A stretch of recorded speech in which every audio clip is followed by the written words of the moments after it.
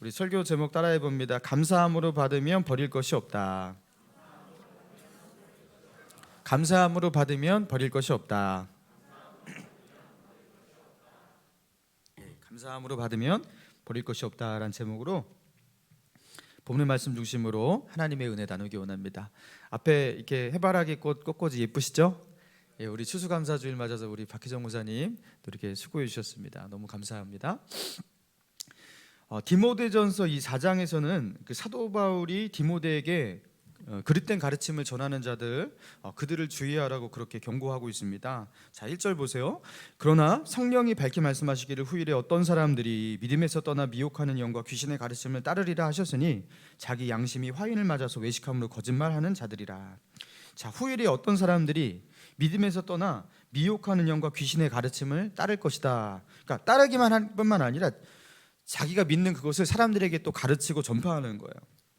그래서 또 다른 사람을 미혹하는 일이 있을 것이다 이렇게 말하고 있습니다. 자, 그렇다면 그들이 어떤 가르침으로 미혹하냐? 자, 3절이죠.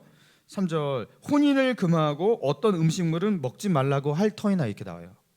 그러니까 그들의 가르침 중에서 그 사도 바울이 그 특징적으로 말한 이제 두 가지가 무엇이었냐면 혼인을 금하고 어떤 음식물을 먹지 말라 이렇게 말한다라는 거. 이제 일종의 금욕주의입니다.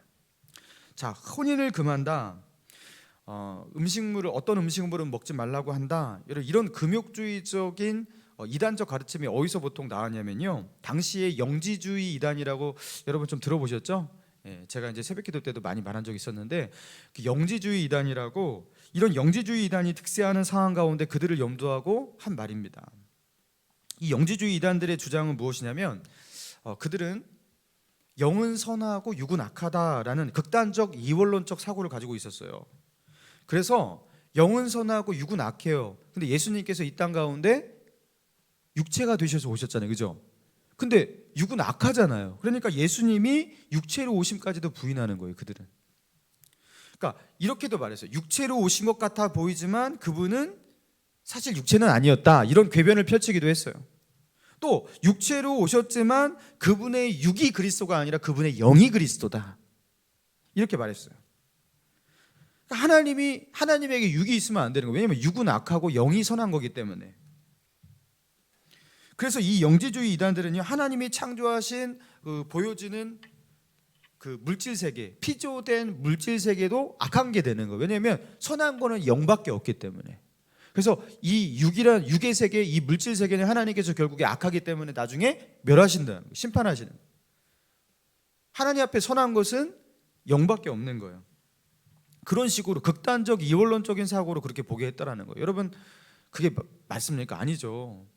이 물질 세계는 하나님이 창조하신 것이기 때문에 어떻게 보면 선이다 악이다 이렇게 말할 필요가 없는 거예요. 그리고 선하신 하나님이 만드셨기 때문에 굳이 말한다면 선한 거예요.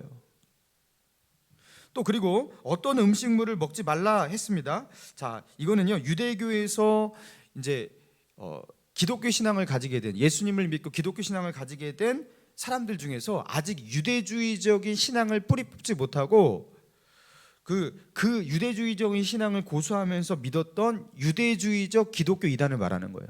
그러니까 예수님을 믿었는데 그리스도 안에서, 예수님의 십자가 안에서 이제 성경을 재해석하면서 봐야 되는데 그렇게 하지 못하고 여전히 옛날의 율법적인 유대주의적인 어떤 신앙의 색채를 지워버리지 않고 그렇게 믿는 사람들. 그래서 그들은요, 율법에서 금했던 어떤 그런 것들 있잖아요. 율법에서 부정하다고 말했던 음식들 먹어서는 안 된다. 레위기에서 나온 의식법에 따르면 하나님이 창조하신 것 중에서 이런 음식은 정한 것이고 저런 음식은 부정한 것이다. 그래서 돼지는 부정하고 뭐 이런 거 있잖아요. 그죠? 그러니까 정한 것이 있고 부정한 것이 있다. 그래서 부정한 것을 먹어서 부정한 존재가 되지 말고 죄악된 존재가 되지 말라. 그렇게 말하는 거예요. 그러니까 이들은요, 예수님의 십자가로 성취하신 이 구속이 우리의 모든 삶, 그러니까 우주적인 구속이라는 것을 믿지 못하는 거예요. 모든 만물에게까지 미친다라는 것을 인정하지 못하는 거예요. 여전히 예수님이 오신 뒤에도 하나님이 창조할 때부터 하나님은 정한 것과 부정한 것을 그렇게 나눠놨다. 그 구조는 변하지 않는다. 그래서 그거 지켜야 된다. 이렇게 말하는 유대주의적 기독교 이단입니다. 여러분, 이렇게 세상에 뭔가 부정하고 악한 것들이 있다, 물질 세계가 악하다, 부정한 음식물이 있다, 이렇게 주장하는 이런 사람들, 왜 이렇게 세상에는 부정하고 악한 것들이 존재하냐? 이들은요, 약간 어떤 전제가 깔려 있냐면요, 너희 이렇게 부정하고 악한 것들이 창궐한 이 세상, 여전히 이 세상에는 부정하고 악한 것들이 많은데 너희가 잘못하다가 너희도 부정한 사람이 돼, 그리고 악한 사람이 돼. 그러니까 무섭지? 이 세상은 그렇게 흉흉한 세상이야. 두렵지? 그러니까 너희가 어떻게 하면 구원을 받을 수 있겠어? 내 말을 잘 들어야 돼. 내 말을 잘 들어야 돼. 이런 식으로 성도들에게 공포감을 심어주면서 그 공포와 불안감을 이용해서 결국 어떻게 하냐면 자기를 추종하게 만드는 거예요. 그리고 자기의 속박 아래 그렇게 가두어 두는 거예요. 그리고 이제 그들을 통해서 이제 어떻게 하는 거예요? 물질을 이제 갈취하게 하고 치부하고. 여러분, 이게 이제 이단들의 전략 아니겠습니까? 여러분, 이렇게 당시에 잘못된 가르침을 전하는 이단들의 특징은 오늘날에도 똑같은 방법으로 그렇게 역사하는 겁니다. 그들은 하나님이 이 땅을 창조하실 때 뭔가 심각한 오류를 가지고 창조한 것 같이 그렇게 묘사를 합니다. 그리고 하나님조차 그것을 어떻게 하지 못하는 하나님, 그리고 선과 악의 대결 구도. 여러분, 물론 선과 악의 대결 구도가 있지만요, 여러분, 그거는 엄밀히 말해서 하나님이 대결하시는 게 아니에요. 하나님께서 무슨 악과 싸우십니까? 하나님께서 뭐 악을 어떻게 제거하지 못하시냐고요. 여러분, 그게 아니잖아요.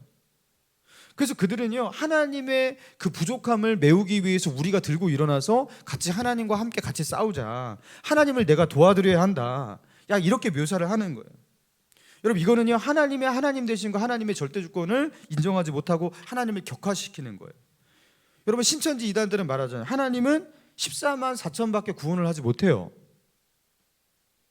하나님은 그 이상을 구원하지 못해요. 딱 그렇게밖에 구원하지 못해요. 하나님도 어쩔 수가 없는 숫자예요. 14만 4천. 종말이 다가오는데 사람들은 악해지고 미혹의 영이 세상을 장악하고 있는데 하나님이 그걸 멈출 수가 없어요. 어쩔 수가 없어요. 그러니까 그것을 만회하기 위해서 뭔가 힘센 사람이 필요해요. 이 세상은 절망적이에요.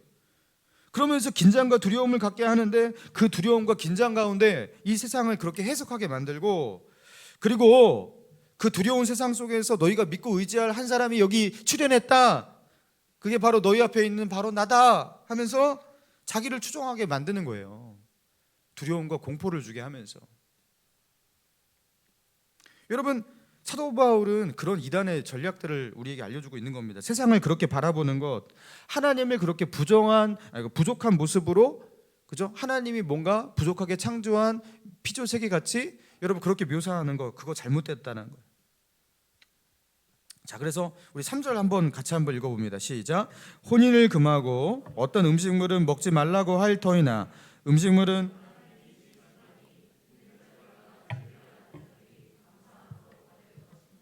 자, 믿는 자들과 진리를 아는 자들이 감사함으로 받으면 된다 말하고 있어요.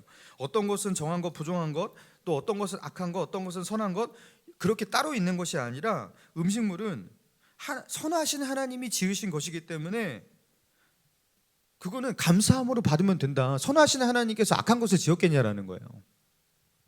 그러면서 창조주 하나님, 완전하신 하나님, 선하신 하나님에 대한 그 신뢰가 그분의 피조 세계까지 그렇게 미쳐야 한다라는 것을 말하고 있는 거예요. 선하신 하나님께서 악한 것을 만드시겠냐라는 거예요. 감사함으로 받으면 버릴 것이 없는 세상, 그 모든 것이 하나님의 축복이라는 거예요. 그래서 4절, 하나님께서 지으신 모든 것이 선함에 감사함으로 받으면 버릴 것이 없나니. 하나님이 지으신 모든 것이 선함에, 이게 무슨 소리입니까? 하나님의 선하심이 모자라서, 창조하실 때 실수로 하나님의 선하심의 분량이 모자라서 악한 것이 창조되었냐? 아니라는 거예요. 그럼 하나님의 능력이 모자라서 뭐 부족한 것, 결핍된 것, 뭔가 그런 것들이, 악한 것들이 창조되었냐? 그렇지 않다라는 거예요. 선하신 하나님이 창조하신 모든 것은 선하다. 그래서 우리가 받지 못할 더러운 것, 악한 것, 부족한 것, 이런 것들이 없다라는 거예요. 그리고 5절, 하나님의 말씀과 기도로 거룩하여짐이라. 하나님의 말씀과 기도로 거룩하여진다라는 것은 이거 뭐 막 이렇게 막 깊이 있게 조회할 필요가 없습니다. 말씀과 기도로 거룩하여진다라는 것은 신자들의 어떤 믿음의 행위를 표현하는 거죠. 우리가 믿음으로 나아간다면, 말씀과 기도를 붙잡고 믿음으로 나아간다면 그 모든 것이 하나님이 주신 선물로 그렇게 이해되고 해석된다라는 거예요. 거룩한 것이 된다라는 거예요. 여러분, 이 말씀은요, 이 여기서 3절에서 언급된 혼인 문제라든가 뭐 음식물에 관해서만 그렇게 해당되는 그런 말씀이 아닙니다. 우리 삶 가운데 일어난 모든 일들, 우리 인생 가운데 일어난 크고 작은 많은 일들에 대해서도 마찬가지로 그렇게 볼 수 있다라는 거죠. 여러분, 하나님께서 조금 부족하셔서 우리 삶에 에러가 일어날 수가 있나요? 에러가. 하나님의 선하심이 모자라서 나의 인생 가운데 악한 것이 끼어들고 악한 사건이 일어날 수가 있을까요? 그게 아니죠. 하나님은 선하시고 그분은 선하시기 때문에 그분이 행하시는 일도 언제나 선합니다. 할렐루야. 마찬가지로 내 인생에 일어난 일들이 그분의 계획과 주권과 그분의 뜻 가운데 일어나면 여러분, 그 모든 것이, 내 인생 가운데 일어난 모든 것이 선합니다. 설령 내 인생에서 내가 겪는 아픔과 슬픔도, 실패와 좌절도, 그게 만약 선하신 하나님의 주권 아래 그분의 손 안에서 일어난 일이라면 그것은 선합니다. 버릴 게 없어요. 선하신 하나님이 펼치신 일이기 때문에, 선하신 하나님이 만드신 일이기 때문에 그것은 감사함으로 받으면 버릴 게 없어요. 감사함으로 받으면 그것은 나를 향한 하나님의 선하신 계획이 되고 하나님의 자비가 되고 하나님의 은혜가 된다라는 거예요. 여러분, 이걸 어떻게 비유할 수 있을까? 어떤 목사님이 이제 소를 비유로 말씀하시더라고요. 소. 여러분, 소를 잡아갖고 우리가 무슨 고기를 먹죠? 소고기를 먹습니다. 그죠? 소고기를 먹는데요, 고기만 먹지 않아요. 그죠? 소의 뼈를 가지고는 어떻게 하죠? 그것을 삶아갖고 거기서 그 뼈에 국물을 우려내갖고 그걸 설렁탕을 해서 먹잖아요. 그죠? 그리고 소의 내장은 뭘로 해서 먹죠? 못 먹는 분도 계시지만 내장탕이라고, 그렇게 내장탕을 해서 먹습니다. 소의 머리는요, 소 머리 국밥을 해서 먹습니다. 소 꼬리는요, 뭐 꼬리곰탕을 해서 먹습니다. 소는 그럼 못 먹는 게 뭐가 있냐? 없어요. 소는 똥만 버리지 버리는 게 하나도 없어요. 소의 가죽까지, 뭐죠? 소가죽으로 씁니다. 소는 아무것도 버릴 게 없다라는 거예요. 그러니까 그거를 어떻게 먹어야 할지 방법을 몰라서, 어떻게 써야 할지 방법을 몰라서 그러는 거지, 소는 아무것도, 어떠한 부위도 버릴 게 아무것도 없어요. 마찬가지라는 거예요. 하나님께서 우리 인생 가운데 주신 모든 것들, 그 크고 작은 사건들, 이런저런 문제들, 갈등과 시련조차도 그게 어떻게 나에게 유익이 되는지를 잘 몰라서 그렇지, 결국에 그것이 나를 어떻게 축복하는지, 하나님의 계획을 어떻게 성취하시는지 잘 몰라서 그렇지 그 어느 것 하나 버릴 게 없다라는 겁니다. 그래서 시편 기자가 그런 고백을 하죠. 시편 119편 71절에 고난 당하는 것이 내게 유익이라, 이로 말미암아 내가 주의 율례들을 배우게 되었나이다. 내가 영적으로 하나님을 더 깨닫고 하나님의 뜻을 알게 되었습니다. 영적으로 성장하게 되었습니다. 그 고난이 나에게 유익이 되었습니다. 이렇게 고백하는 거죠. 저는요, 20대 시절에 나름, 뭐 어떤 분에게는 아니겠지만 나름 고난을 많이 당했다고 생각했었습니다. 저에게는 이제 가정 형편이 어려웠기 때문에 학비가 큰 부담이었어요. 그것 때문에 참 힘들어하고 방학이 되고 또 이렇게 뭐 휴학하고 그럴 때 힘든, 그 돈을 많이 벌기 위해서 힘든 배달 알바를 했었어요. 그리고 집에서 쫓겨나고 몇 년을 살기도 했습니다. 그때도 스스로 학비를 벌고 생활비를 벌고 그렇게 살아가면서 참 고생을 했었어요. 그때 많이 그런 생각을 많이 했었거든요. 내가 만약에 부유한 집안에서 행복한 가정에서 태어났다면, 그래서 부모 덕을 좀 봤다면 나도 내 친구들처럼, 내가 아는 어떤 친구들처럼 그렇게 자기의 미래를 준비하면서 저기 호주로, 미국으로 언어 연수도 가고, 쟤네들처럼 나도 미래를 잘 준비할 수 있을 텐데, 그게 아니더라도 그냥 평범하기만 했더라도 내가 이렇게 일하고 있는 시간에 영어 공부라도 좀 하면서 미래를 이렇게 착실히 준비할 수 있을 텐데, 근데 가난하니까, 가진 게 없으니까 너무나 어렵구나, 참 힘들구나, 인생이 너무나 힘들구나, 이게 낙심하는 마음이 때때로 이렇게 올라오는 거예요. 그러면서 그 당시 그 20대의 그 시간들을 보내면서 나의 소중한 시간들이 너무나 헛된 것에 소모되고 있다, 잃어버린 20대를 보내고 있다, 이런 생각을 하게 되는 거예요. 물론 거기서 이제 믿음으로 다시 생각을 고쳐먹고 다시 일어섰지만, 여러분 제가 이제 목회자가 되고 좀 시간이 좀 흘렀잖아요. 흘러서 뒤를 돌아보니까요, 여러분 그때 그 시간이 저에게는 너무나 보화와 같은 시간이었어요. 그때 그런 경험이 저에게 없다면 과연 내가 지금의 이만큼의 강대성이라도 내가 이게 됐을까? 내가 20대의 시간에 그런 경험을 하지 않았다면, 내가 정말로 하나님을 그렇게 간절히 찾고 하나님을 의지하고 내가 정말로 그렇게 절박하게 하나님께 나아가서 기도를 했을까? 그러면서 그때 그렇게 기도를 하면서 하나님의 은혜와 기적을 체험할 수 있었을까? 그렇게 눈물 흘리면서 간절히 기도할 때 나를 찾아오셔서 나에게 힘 주시고 위로해 주시고, 괜찮아 대성아, 내가 너와 함께 할 거야, 그렇게 말씀하시는 그 하나님의 음성을 내가 들을 수 있었을까? 아니죠. 어림도 없죠. 여러분 그때 그 시간이 저에게는 목회자로서의 강대성을 만드는 데 있어서 여러분 너무나, 어떻게 보면 가장 유익하고 지금의 저를 만드는 데 있어서 가장 그냥 하나님께서 밀도 있게 저를 성숙시키고 준비시키는 너무나 귀중하고 소중한 시간이었던 거예요. 그 어떤 것과도 바꿀 수 없는,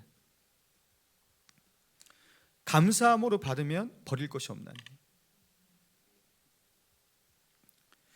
여러분 저는 결혼하고 나서 이제 30대 초반이 되었습니다. 그 33살인가요? 그 정도 되었을 때 제 아내하고 제가 동갑이잖아요. 제 아내가 이제 모야모야 병이라고, 희귀병이 이제 그게 갑자기 발병이 되었어요. 아내가 어느 날부터는 힘을 쓰지 못하고 하루에 반을 누워 있었어요.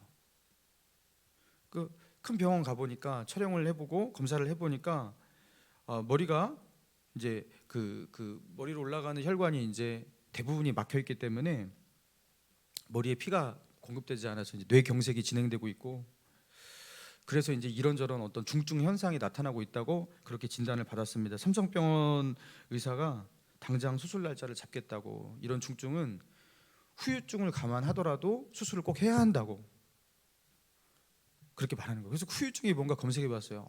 너무 후유증이 많은 거예요. 이 수술이 큰 수술이라서 수술을 안 해도 힘들고 해도 너무 힘들고, 저는 이게 무슨 날벼락인가 싶었습니다. 애는 2명이나 낳아놓고 이게 도대체 뭐 하는 거야 이 사람, 그러면서 그때 제 아내의 머리에 손을 얹고 기도했어요. 매일같이 기도했어요. 근데 어느 날에는 마음에 낙심이 찾아오고 마음이 너무 힘드는 거예요. 주님, 아무리 기도를 해도 낫지 않습니다. 도대체 이 병이 뭐냐고 그렇게 한탄하면서 하나님 앞에 이렇게 기도하던 어느 날 하나님께서 저에게 말씀하셨어요. 대성아, 너 누구의 이름으로 손을 얹었느냐? 제가 대답했어요. 예수님의 이름으로 손을 얹었습니다. 그럼 그 손은 누구의 손이냐? 예수님의 손입니다. 그러면 왜 낫지 않겠니? 제가 그 음성을 듣고 확 눈물이 나더라고요. 그리고 하나님께 그렇게 고백했어요. 주님, 낫게 해주셔서 감사합니다. 그죠? 예수님의 손이 얹어졌으면 안 나올 수가 없죠. 여러분 그때부터 제 아내가요, 모야모야 중증 현상이 하나둘 없어지기 시작하더니만 몇 달 가서 정상적인 생활을 하게 되었어요. 제 아내에게 그런 병이 없었다면 제가 어떻게 그런 체험을 하겠어요? 그죠? 감사함으로 받으면 버릴 것이 없나니. 한 번은요, 자기계발서를 많이 출간한 그 유명 작가 이지성 씨라고 여러분 아시죠? 이지성 씨가 인도에 그 선교 사역, 현지인의 이제 학교를 세우기 위한 그 사역을 위해서 이제 인도네시아로 갔습니다. 인도네시아로 갔는데 이제 이지성 씨와 그 일행이 머무는 그 동안에 이제 차를 운전해 주는 운전기사, 인도네시아 현지인 운전기사가 있었는데요. 그 기사가 운전해 주는 차를 타고서 그 인도네시아의 그 아름다운 해변을 달리는데요. 그 사람의 손이 타지 않는 그 아름다운 자연 그대로의 그 경관이 너무나 아름다운 거예요. 그렇게 아름다울 수가 없었다고 합니다. 그래서 이지성 씨가 그 운전기사한테 그렇게 말하는 거예요. 당신은 여기 사니까 이렇게 아름다운 그 자연을 매일 볼 수 있어서 얼마나 행복하십니까? 한국에는요 이렇게 아름다운 해변을 보기가 힘듭니다. 그렇게 말을 건네요. 그러니까 맞잖아요. 그렇게 아름다운 자연을 보기 위해서 우리가 돈을 들여서 비행기 타고 막 해외여행도 가고 그런 거 아니겠습니까? 자, 그런데요 운전기사로부터 뜻밖의 대답이 돌아왔습니다. 그 기사는, 인도네시아의 그 기사는 이렇게 말했어요. 이 해변이 나는 정말 지긋지긋하고 너무나 싫다는 거예요. 그리고 그 기사님이 하는 말이, 나는 차라리 한국으로 떠나서 1년이라도 돈을 벌고 싶다고. 이 해변은 우리에게 결코 축복이 아니라고. 그리고 이 해변과 우리를 가로막고 있는 이 바다 때문에 우리는 지금 이토록 이렇게 발전을 하지 못하고 계속 이렇게 해서 이렇게 가난하게 사는 거라고. 이 해변은 우리에게 저주라고. 그러면서 그 아름다운 해변이 자기 나라의 발전과 그리고 가난을 만들게 하는 그 최악의 조건이고 신 내린 저주라고 그렇게 보고 있더라는 거예요. 그러니까 이지성 씨의 눈에는 그 천국같이 보이는 그 해변이, 인도네시아의 그 운전기사는 저주예요. 여러분, 인간은요 자신이 취하고 있는 이 입장과 이 생각 속에서 똑같은 모습을 보더라도요 그것을 축복으로 보기도 하고 저주로 볼 수 있다는 거, 여러분 이게 놀랍지 않습니까? 저주를 축복으로 볼 수도 있고요, 축복을 같은 자리에서 똑같이 앉아 있으면서도 축복을 저주로 볼 수도 있어요. 여러분 이걸 뭐라고 합니까? 입장 차이라고 합니다. 입장 차이. 어떤 입장에서 보느냐에 따라서 이런 입장에선 이렇게 보이고 저런 입장에선 저렇게 보이기도 하는 거예요. 여러분 축복과 저주가 막 왔다 갔다 할 수가 있는 거예요. 자, 그렇다면 하나님께서 우리에게 원하시는, 우리가 서 있으라고 하는 그 입장, 그 자리는 어디냐는 거예요. 우리는 어떤 입장에서 이 땅을 바라보고 우리의 인생을 그렇게 바라보고 그렇게 해석하길 원하실까요? 우리가 취해야 할 입장은 다른 것이 아닙니다.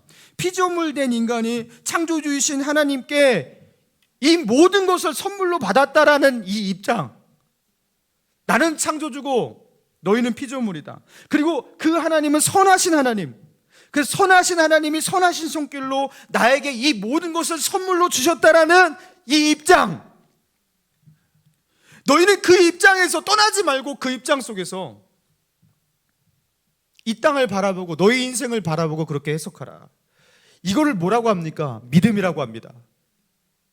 이걸 믿음이라고 하는 거예요.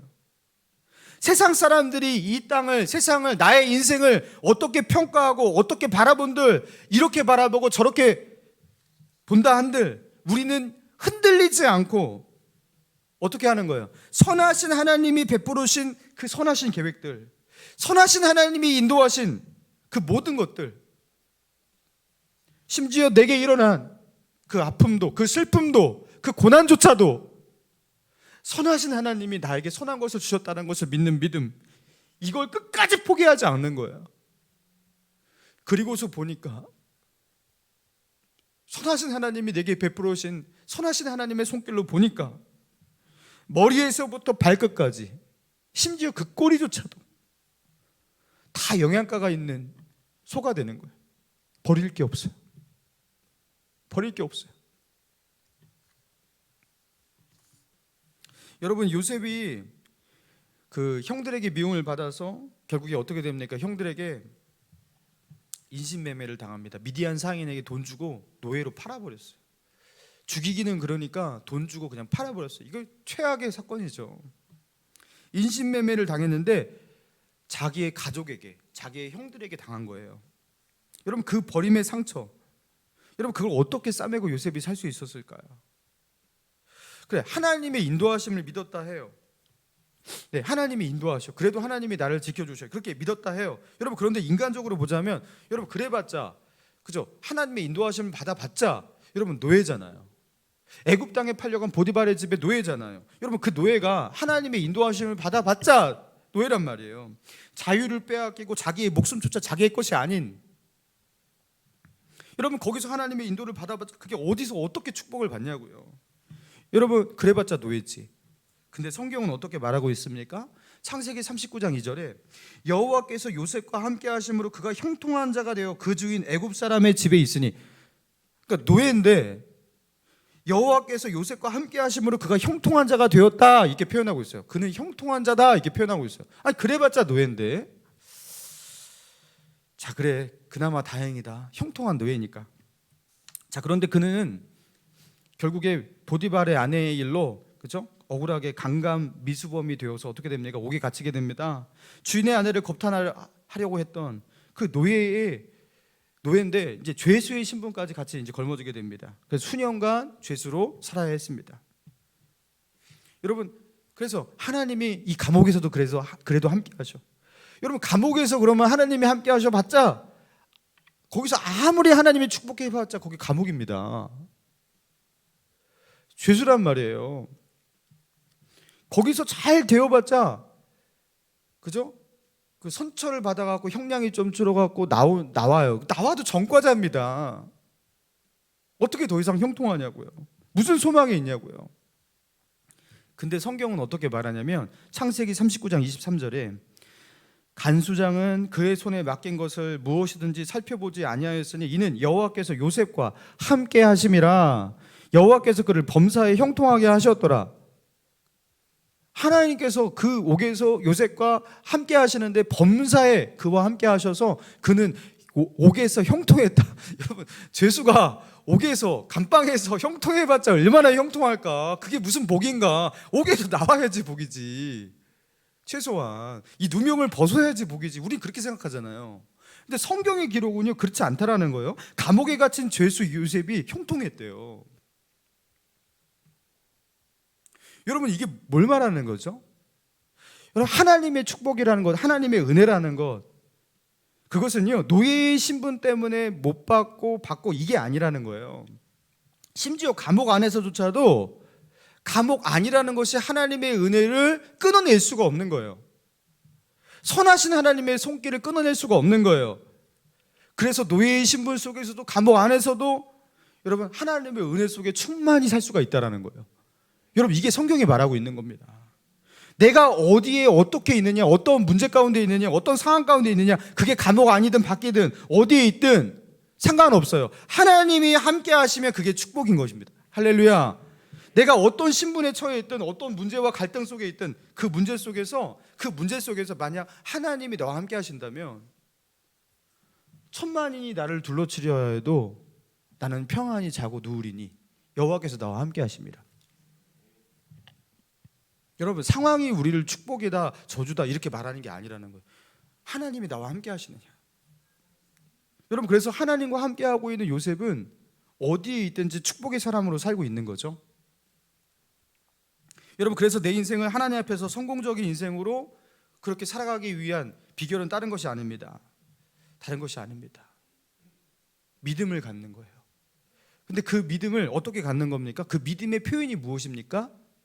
감사함으로 받으면 버릴 것이 없나니 감사해요. 감사해요. 여러분 치열한 믿음의 싸움 가운데, 그죠? 하나님을 신뢰할 것이냐 아니면 신뢰하지 못하고 쓰러질 것이냐, 세상을 의지할 것이냐 하나님을 의지할 것이냐, 여러분 이 치열한 믿음의 싸움 가운데서 이 믿음의 싸움의 종지부를 꽉 찍어버리는, 그리고 영적으로 승리하는 그 방법은 무엇입니까? 감사해요. 감사는 영적인 승리의 포효입니다. 감사해버리는 거예요. 감사함으로 받아버리는 거예요. 여러분 그래서 감사는 믿음의 완성이에요. 그러니까 믿음이 모든 의심과 죄악들을 이기고 승리했을 때 그 마음 가운데 일어나는 하나님을 향한, 하나님이 받기 원하시는 인간이 드릴 수 있는 가장 영광스러운 예배, 그 믿음의 표현, 그 예배의 꽃, 그게 무엇이냐? 감사예요. 감사. 그래서 시편 50편 23절에 감사로 제사를 드리는 자가 나를 영화롭게 하나니, 감사로 제사를 드리는 자가 나를 영화롭게 하나니 그 행위를 옳게 하는 자에게 내가 하나님의 구원을 보이리라. 감사로 제사를 드리는 자가 하나님을 영화롭게 한대요. 감사는 하나님을 영화롭게까지 만드는 거예요. 여러분 하나님이 언제 영화로워지십니까? 여러분 우리가 막 출세하고 잘 되고 막 땅 사고 뭐 하고 부자 되고 하나님 하나도 영화롭지 않아요. 하나님 그것 때문에 영화롭지. 하나님 뭐 그거 없어서 뭐 하나님이 영광을 받지 못하시는 분이 아니란 말이에요. 여러분 우리는 착각합니다. 내가 뭐 어떤 자리에 오르고 뭐 어떻게 뭐 하나님을 뭐 드러냈다 그러면 하나님이 영화로워졌다. 여러분 착각하지 마세요. 여러분 하나님은 언제 영화로워지십니까? 감사로 제사를 드리는 자가 하나님을 영화롭게 하나니. 여러분 우리의 감사를 받으실 때 하나님이 받으실 수 있는 최고의 예배가 드려지는 거예요. 할렐루야. 여러분 그래서 지금 그 영광스러운 예배를 지금 드릴 수가 있는 거죠. 시편 136편 1절 여호와께 감사하라. 그는 선하시며 그 인자하심이 영원함이로다. 사랑하는 성도 여러분, 하나님의 선하심을 의심하고 있지는 않습니까?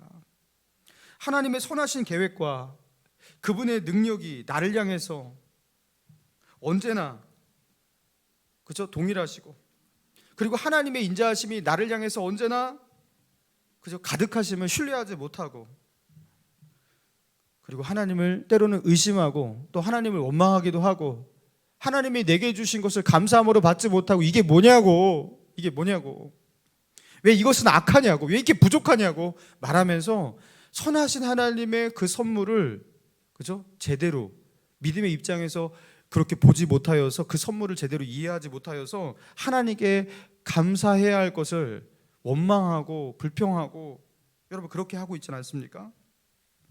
슬퍼하고 있지는 않습니까? 여러분 따라해 봅시다. 여호와께 감사하라. 그는 선하시며 그 인자하심이 영원함이로다. 다시 한번 여호와께 감사하라. 그는 선하시며 그 인자하심이 영원하심이로다. 여러분 이게 내 마음 가운데 내 뇌리에 꽉 박혀 있어야 돼요. 하나님은 어떤 하나님입니다. 하나님은 선하시다. 할렐루야. 여러분 어떠한 상황 속에서도 이걸 의심하면 안 돼요. 이게 흔들리면 안 돼요. 하나님은 나에게 언제나 선하신 분, 그래서 그분이 내게 주신 것은 선하다. 할렐루야. 여러분 그러면 어떠한 환난 속에서도 어떠한 문제 가운데서도 이것을 흔들리고 믿음이 흔들리지 않으면 여러분 우리는요 아무것도 버릴 것이 없는 하나님이 축복하시는 그 인생을 살아가게 될 줄로 믿습니다. 여러분 그렇게 감사함으로 받으면 버릴 것이 없는 그런 축복된 인생 살아가는 저와 여러분 되기를 주님의 이름으로 축원합니다.